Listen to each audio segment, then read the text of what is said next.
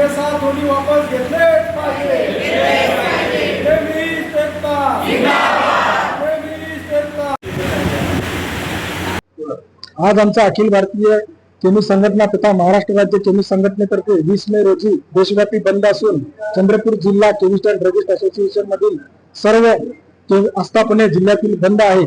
आमच्या शासनाला प्रमुख मागण्या अशा आहेत की 2018 मध्ये GSR 817 जो ऑनलाईन फार्मसीचा याच्यासाठी मंजूर केला होता, तो GSR वर बरेचसे आक्षेप येऊन सुद्धा शासनाने अजून मागे घेतला नाही. त्याच याचा गैरफायदा घेऊन बरेचसे ऑनलाईन प्लॅटफॉर्म हे ऑनलाईन औषधाची विक्री बेकायदेशीर विक्री करत आहेत. यामधून गर्भपाताच्या गोळ्या, नशेची औषधे व बऱ्याचशा अशा गोष्टी घडत आहेत.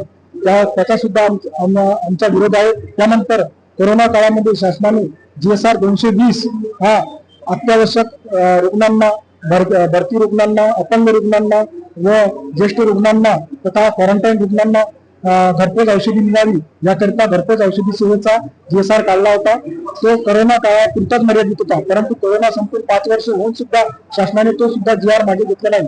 त्याचाच गैरफायदा घेऊन बरेचसे ऑनलाईन प्लॅटफॉर्म हे नकली औषधे व नशेची औषधे हे सप्लाय करत असून चंद्रपूर सारख्या ठिकाणी दिल्ली भरात पासून देशाच्या विविध कोपऱ्यातून ऑनलाईन औषधे येत आहेत आणि ही सर्व औषधे जनस्वास्थ्याच्या दृष्टिकोनातून अत्यंत घातक असून ह्या सुद्धा GSR शासनाने मागे घ्यावा. तसेच मोठमोठ्या कॉर्पोरेट कडनं 50 ते 70% डिस्काउंट देऊन ही जी अघोषित डिस्काउंटची स्पर्धा निर्माण केली आहे, त्यामुळे आमचे गाव पातळीवर, खेड्यावर, पाड्यावर जे व्यवसाय करतात केमिस्ट बांधव त्यांच्या व्यवसायावर कुठेतरी गदा येत असून ही स्पर्धा जीवघेणी ठरत असून आमचे केमिस्ट बांधव या स्पर्धेला तोंड देऊ शकत नाही.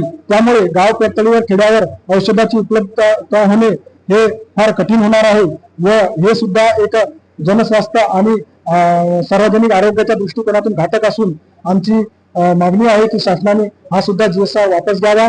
तसेच आमच्या विविध मागण्या आहेत, त्या सुद्धा मागण्या वापस नाही घेतल्या तर या 1 दिवसाच्या बंद नंतर आम्ही पुन्हा बेमुदत बंद करू. ह्या मागण्या आमच्या तुमच्या मार्फत शासनाला पोहोचू इच्छितो.